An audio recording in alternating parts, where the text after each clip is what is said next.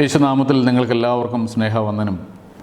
നമ്മളിന്ന് ചിന്താവിഷയമാക്കുന്ന നമ്മുടെ വിശ്വാസ പ്രമാണം അതൊരേ സമയം ഒരു വിശ്വാസ പ്രഖ്യാപനമാണ്, അത് വിശ്വാസത്തിൻ്റെ നിയമമാണ്, അതുപോലെ തന്നെ അതൊരു പ്രാർത്ഥനയുമാണ്. അതുകൊണ്ടാണ് നമ്മൾ വിശ്വാസ പ്രമാണം പല ആരാധനാക്രമ ശുശ്രൂഷകളും ചൊല്ലിക്കൊണ്ടിരിക്കുന്നത്. നമുക്കെല്ലാവർക്കും അറിയാവുന്ന പോലെ വിശ്വാസ പ്രമാണത്തിൻ്റെ ആധാരം വിശുദ്ധ ഗ്രന്ഥവും വിശുദ്ധ പാരമ്പര്യങ്ങളുമാണ്.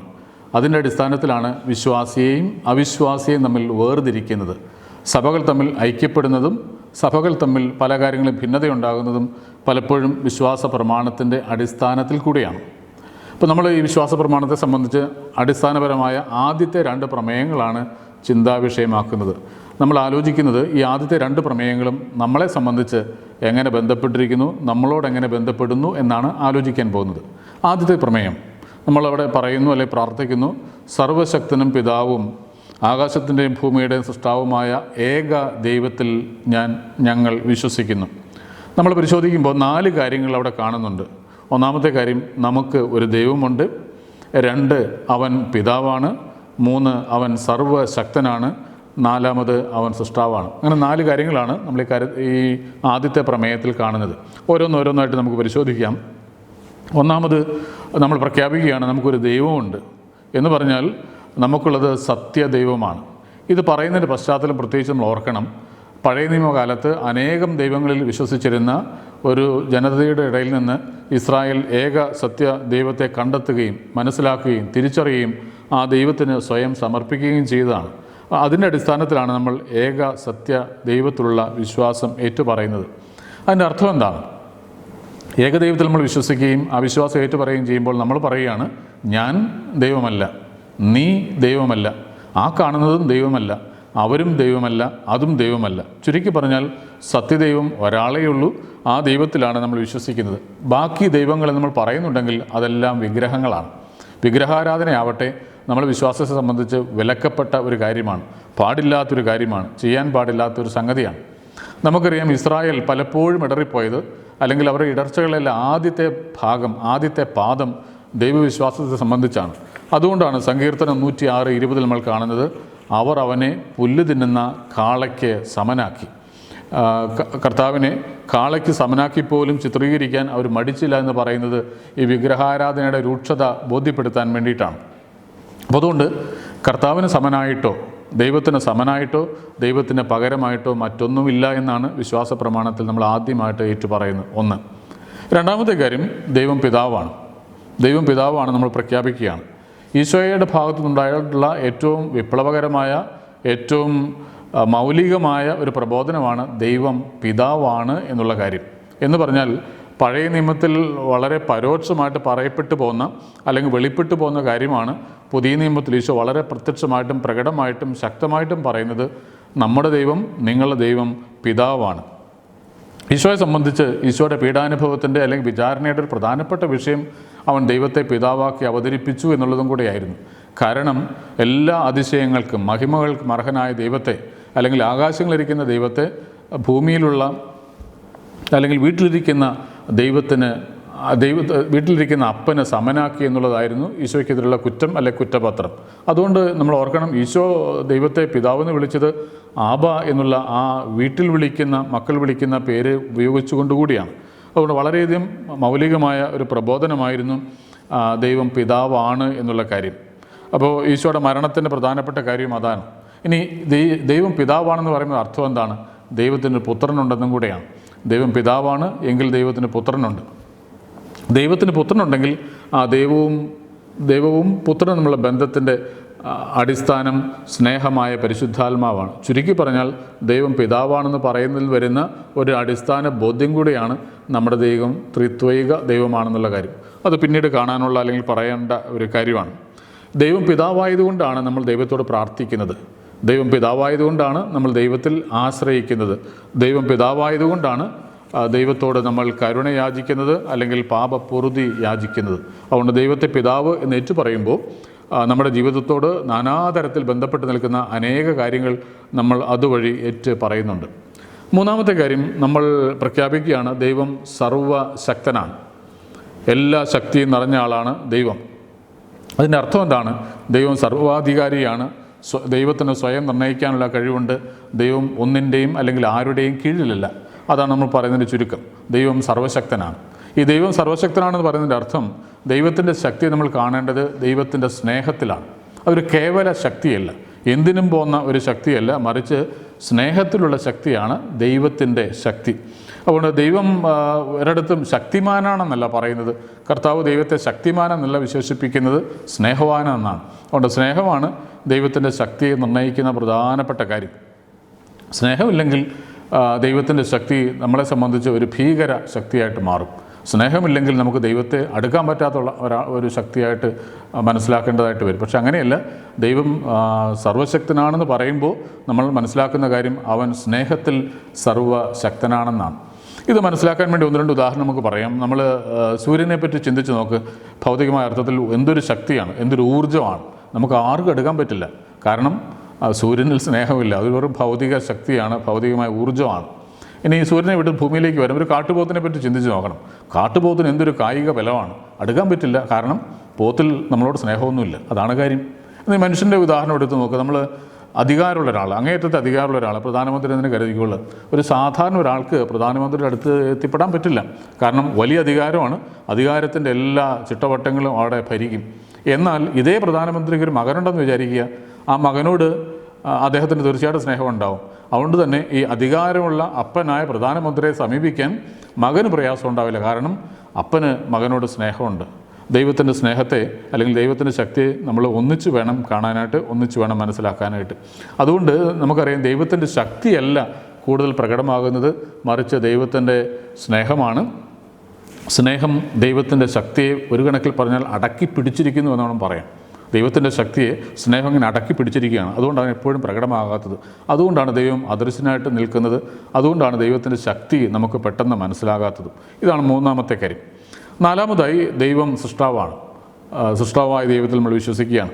അതിൻ്റെ അർത്ഥം എന്താണ്? സൃഷ്ടാവും സൃഷ്ടിയും തമ്മിൽ വ്യത്യാസമുണ്ട്. നമ്മൾ വ്യത്യാസപ്പെട്ട് കാണുന്നു, മനസ്സിലാക്കുന്നു എന്നും കൂടെയാണ്.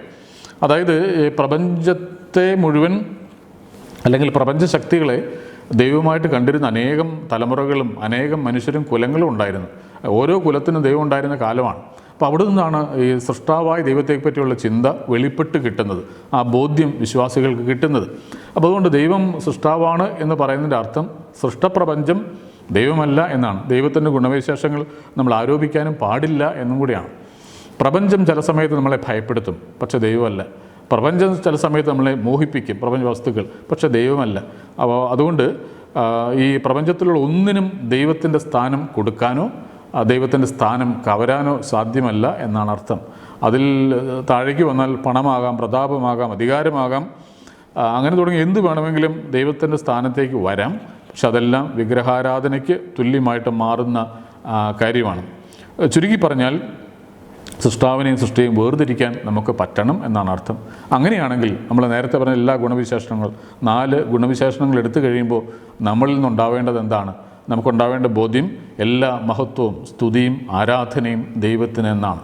അതാണ് നമ്മൾ ഈ വിശ്വാസ പ്രമാണത്തിന് പൂരകമായിട്ട് വേണം ഈ 10 പ്രമാണങ്ങളിലെ ആദ്യത്തെ 1, 2, 3 കാണാനായിട്ട്. അതായത് എല്ലാ മഹത്വവും സ്തുതിയും ആരാധനയും ദൈവത്തിന്, മറ്റൊരു ദൈവവും അല്ലെങ്കിൽ ദൈവത്തിന് സമനായ അല്ലെങ്കിൽ ദൈവത്തിന് പകരമായ ഒന്നും ഉണ്ടാവരുത് എന്നാണ് പറയുന്നതിൻ്റെ ചുരുക്കം. ഒന്നാമത്തെ പ്രമേയം നമ്മൾ അവസാനിപ്പിക്കുകയാണ്. രണ്ടാമത് നമ്മൾ വിശ്വാസ പ്രമാണത്തിൽ ഏറ്റുചൊല്ലുകയാണ്, അവിടുത്തെ ഏകപുത്രനും ഞങ്ങളുടെ കർത്താവുമായ ഈശോ മിശിഹായിൽ ഞങ്ങൾ വിശ്വസിക്കുന്നു. അതാണ് രണ്ടാമത്തെ കാര്യം. അപ്പോൾ അതിൽ 3 കാര്യങ്ങൾ നമുക്ക് എടുത്തു പറയാൻ പറ്റും.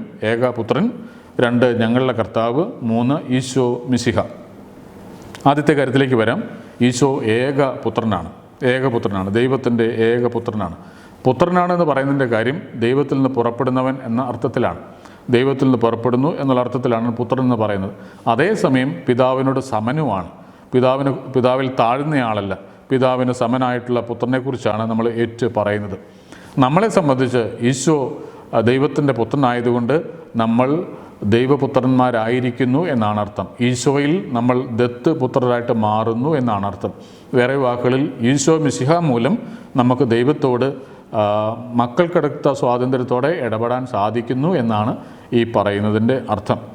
അപ്പോൾ അതാണ് ഒന്നാമത്തെ കാര്യം. രണ്ടാമത് ഇതുകൊണ്ട് കൂട്ടിച്ചേർത്ത് കാണേണ്ട കാര്യം, പിതാവും പുത്രനും തമ്മിലുള്ള ബന്ധം എല്ലാ ബന്ധങ്ങളിലെയും ആദ്യ രൂപമാണ് എന്ന് പറഞ്ഞാൽ ഒരുതരം പ്രോട്ടോടൈപ്പാണ്. അതായത് നല്ല ബന്ധങ്ങൾക്കുണ്ടാവേണ്ട ഒരു മാതൃകാ രൂപമാണ് പിതാവും പുത്രനും തമ്മിലുള്ള ബന്ധം. ആ ബന്ധത്തെ കൂട്ടിയിണക്കി എപ്പോഴും ഒന്നിച്ചു നിർത്തുന്ന പരിശുദ്ധാത്മാവായ ദൈവം, ത്രിത്വൈക ദൈവം എന്ന് നമുക്ക് പറയാം. ചുരുക്കി പറഞ്ഞാൽ പിതാവ് ഉള്ളതുകൊണ്ടാണ് പുത്രനുണ്ടാകുന്നത്, പുത്രനുള്ളത് കൊണ്ടാണ് പിതാവ് പിതാവായിട്ട് മാറുന്നത്. ചുരുക്കി പറഞ്ഞാൽ ആ അർത്ഥത്തിൽ ഒരു തരത്തിലുള്ള ഒരാൾ മറ്റൊരാളെ നിർണ്ണയിക്കുന്നു എന്ന് പറയാം. പിതാവ് പുത്രനെയും പുത്രൻ പിതാവിനെയും പരസ്പരം നിർണ്ണയിക്കുന്നു എന്ന് പറയാം. എന്ന് പറഞ്ഞാൽ അത്രയും അടുത്ത ബന്ധമാണ്. ഒരാളാണ് മറ്റൊരാളെ നിർണ്ണയിക്കുന്നത്. അതേസമയം മറ്റേയാൾ ഒരാളെ അല്ലെങ്കിൽ മറ്റേയാളെ ഇല്ലാതാക്കുന്നില്ല, നിരാകരിക്കുന്നില്ല, ഹരിച്ചു കളയുന്നില്ല, വിഴുങ്ങിക്കളയുന്നില്ല. ഓരോരുത്തർ പിതാവായിട്ടും പുത്രനായിട്ടും നിലനിൽക്കുന്നു എന്നാണ് അർത്ഥം. ചുരുക്കി പറഞ്ഞാൽ എല്ലാ നല്ല ബന്ധങ്ങളിലും ഇത്തരത്തിലുള്ള ഒരു സമവായം എന്ന് വേണമെങ്കിൽ പറയാം, അല്ലെങ്കിൽ ആരോഗ്യകരമായിട്ടുള്ള ഒരു ബന്ധം നിലനിൽക്കേണ്ട ആവശ്യകതയുമുണ്ട്. മാത്രമല്ല ഈശോ നമ്മൾ കാണുന്നുണ്ട്, പിതാവ് എന്നെയും ഞാൻ പിതാവിനെയും മഹത്വപ്പെടുത്തുന്നുള്ള കാര്യം. പരസ്പരം മഹത്വപ്പെടുത്തുന്ന ഒരു ബന്ധമാണ്. അതുകൊണ്ട് ഈശോ മിശിഹ ഏകപുത്രനാണെന്ന് പറയുമ്പോൾ ഇതുപോലെ അനേക കാര്യങ്ങൾ അതിൽ ഉൾപ്പെടുന്നുണ്ട്. അടുത്ത കാര്യം, രണ്ടാമത്തെ കാര്യം നമ്മൾ കാണുകയാണ്, ഈശോ കർത്താവാണ്. നമ്മൾ ഏറ്റു പറയുകയാണ് ഈശോ കർത്താവാണ്. ഈ കർത്താവ് എന്ന് പറഞ്ഞാൽ എന്താണ്? ദൈവത്തിൻ്റെ വിശേഷണമാണ് പഴയ നിയമത്തിൽ കർത്താവ്. ദൈവത്തിന് മാത്രം കൊടുത്തിരുന്ന വിശേഷണമാണ് ലോർഡ്, കർത്താവ് എന്ന് പറയുന്ന കാര്യം. ഈശോ പുതിയ നിയമത്തിൽ കർത്താവ് എന്ന് വിളിക്കപ്പെട്ടിട്ടുണ്ട് പല പ്രാവശ്യം. ഉദാഹരണം പറഞ്ഞാൽ ലൂക്ക 7:13, യോഹന്നാൻ 4:11 അല്ലെ 6:23, നടപടി പുസ്തകം 9 അധ്യായം 10-11 വാക്യങ്ങൾ ഈശോ കർത്താവാണെന്ന് പറയുകയാണ്. അതിൻ്റെ അർത്ഥം എന്താണ്? ഈശോ ദൈവമാണ്, മനുഷ്യൻ മാത്രമല്ല എന്നാണ് ഈ പറയുന്നതിൻ്റെ ചുരുക്കം. അതായത് പിതാവിന് സമനായ, ദൈവത്വത്തിൽ സമനായ ആളാണ് ഈശോ എന്ന് പറയുന്നതാണ് ഈ കർത്താവ് എന്നുള്ള കാര്യം ഏറ്റു പറയുന്നത് വഴി നമ്മൾ മനസ്സിലാക്കുന്നത്. തോമാസ് ലീഹയുടെ വിശ്വാസ പ്രഖ്യാപനത്തിൽ എൻ്റെ ദൈവമേ എൻ്റെ കർത്താവേ എന്നാണ്. എൻ്റെ ദൈവമേ എൻ്റെ കർത്താവേ. ദൈവമെന്ന് പറയുന്നത് ഒരാളുടെ ഏറ്റുപറച്ചിലാണ്. കർത്താവ് എന്ന് പറയുന്നത് ഒരു സമർപ്പണമാണ്, സറണ്ടറിങ് ആണ്. ദൈവമെന്ന് ദൈവത്തെ വിളിക്കാൻ പിശാചിനൊരു മടിയുമില്ല. ഈശോയെ പോലും പിശാചുക്കൾ ദൈവമായിട്ട് കണ്ടേറ്റു പറയുന്നു, നീ ദൈവപുത്രനാണ്, ദൈവപുത്രനായി നീ ഞങ്ങളുടെ കാര്യത്തിൽ എന്തിന് ഇടപെടുന്നു എന്ന് പറയുന്നുണ്ട്. അപ്പോൾ ഈശോയെ ദൈവമായിട്ട് വിളിക്കാനും മനസ്സിലാക്കാനും പിശാചുകൾക്ക് ഒരു പ്രയാസമില്ല. പക്ഷേ പിശാചുകൾ ഒരിക്കലും ഈശോയെ കർത്താവെന്ന് പറയുന്നില്ല. വിശ്വസിക്കുന്ന, സമർപ്പിക്കുന്ന ഒരാൾ മാത്രമേ കർത്താവെന്ന് പറയുന്നുള്ളൂ. ആ അർത്ഥത്തിൽ വേണം തോമാസ് ലീഹയുടെ വിശ്വാസ പ്രഖ്യാപനത്തേക്ക് നമ്മൾ കാണാൻ. വിശ്വാസ പ്രഖ്യാപനത്തിൽ നമ്മൾ പറയുകയാണ് ഈശോ ദൈവം മാത്രമല്ല, ദൈവപുത്രൻ മാത്രമല്ല, കർത്താവും കൂടെയാണ്. അപ്പോൾ കർത്താവാണെന്ന് പറയുന്നതിൻ്റെ അർത്ഥം വിശ്വാസത്തിൽ ഞാൻ എന്നെ തന്നെ നിനക്ക് കീഴ്പ്പെടുത്തുന്നു, സമർപ്പിക്കുന്നു എന്നാണ് അർത്ഥം. അതാണ് വിശ്വാസ പ്രമാണത്തിൽ ഏറ്റു പറയുന്നതിൻ്റെ അർത്ഥം. മൂന്നാമത്തെ കാര്യം നമ്മൾ കാണുന്നത് ഈശോ മിശിഹായിലും ഞങ്ങൾ വിശ്വസിക്കുന്നു എന്നാണ്. ഈശോ മിശിഹ, 2 പേരുകൾ എന്ന് പറയാം. ഈശോ മിശിഹായിൽ. ഈശോ എന്ന് പറയുന്നത് മനുഷ്യനായിട്ട് അവതരിച്ച ഈശോയെക്കുറിച്ചുള്ള പരാമർശമാണ്, ആ പേരാണ്. ചരിത്രപുരുഷനായ ഈശോ, മറിയത്തിൽ നിന്ന് പിറന്ന, പന്തിയോസ് പിലാത്തോസിൻ്റെ കാലത്ത് പീഡിപ്പിക്കപ്പെട്ട ആ ചരിത്ര പുരുഷനായ ഈശോ, അതാണ് ആ ഈശോ എന്ന് പറയുന്നതിൻ്റെ അർത്ഥം. മിശിഹ എന്ന് പറയുന്നതിൻ്റെ അർത്ഥം അഭിഷിക്തൻ എന്നാണ്. ക്രിസ്തോസ് എന്ന് ഗ്രീക്കിൽ പറയുന്ന കാര്യം. ഈ അഭിഷിക്തൻ എന്ന് പറയുന്ന അർത്ഥം എന്താണ്? ഈ പ്രവചിക്കപ്പെട്ടവൻ അല്ലെങ്കിൽ പ്രവചനപ്രകാരം ജനിച്ചവൻ എന്നും കൂടെയാണ് അർത്ഥം. അതായത് ചരിത്ര പുരുഷനായ ഈശോ പ്രവചനപ്രകാരം ദൈവത്തിൻ്റെ വാഗ്ദാനപ്രകാരം ജനിച്ചവനാണ് എന്നും കൂടെയാണ് നമ്മളവിടെ പറയുന്നതിൻ്റെ അർത്ഥം, വിശ്വാസത്തിലേറ്റ് പറയുന്നത്. അതിൻ്റെ അർത്ഥം ഈശോയുടെ ജനനം മാത്രമല്ല, ഈശോയുടെ ജീവിതത്തിൽ നടന്ന എല്ലാ കാര്യങ്ങളും ഇങ്ങനെ പ്രവചനപ്രകാരം സംഭവിച്ചതാണ്. ഈശോയുടെ പരസ്യജീവിതവും ഈശോയുടെ പീഡാസഹനവും ഈശോയുടെ മരണവുമെല്ലാം, പിന്നെ അതുപോലെ തന്നെ തീർച്ചയായിട്ടും ഉത്ഥാനവും അതുപോലെ പ്രവചനപ്രകാരം സംഭവിച്ചതാണ് എന്ന് ഏറ്റുപറയൽ കൂടിയാണ് ഈശോ മിശിഹ എന്ന് പറയുന്നതിൻ്റെ അർത്ഥം. ഇനി ഈ മിശിഹായുടെ ബലത്തിലാണ്, ചരിത്രാതീതനായ ക്രിസ്തുവിൻ്റെ മിശിഹായുടെ ബലത്തിലാണ് നമ്മൾ പരിശുദ്ധാത്മാവിനെ സ്വീകരിക്കുന്നത്. അതായത് ഈശോ അഭിഷിക്തനായി ജീവിച്ചതുപോലെ വിശ്വാസികളെല്ലാവരും അഭിഷിക്തരായിട്ട് മാറുന്നു എന്നും കൂടെയാണ് അർത്ഥം. എന്ന് പറഞ്ഞാൽ ആ നാളുകളിൽ എല്ലാവരുടെ മേൽ ഞാൻ എൻ്റെ ആത്മാവിനെ വർഷിക്കും എന്നുള്ള പ്രവചനം പിന്നീട് സഭയുടെ തുടക്കത്തിൽ പെന്തക്കോസ്തായിൽ സംഭവിക്കുന്നതും നമ്മൾ കാണുന്നുണ്ട്. ചുരുക്കി പറഞ്ഞാൽ പിതാവിനെ പറ്റി പറയുന്നിടത്ത് ഉടനെ നമ്മൾ പുത്രനെ പറ്റി പറയുകയാണ്. പുത്രനെ പറ്റി പറഞ്ഞു വരുമ്പം അത് പരിശുദ്ധാത്മാവിലേക്ക് എത്തുകയാണ്.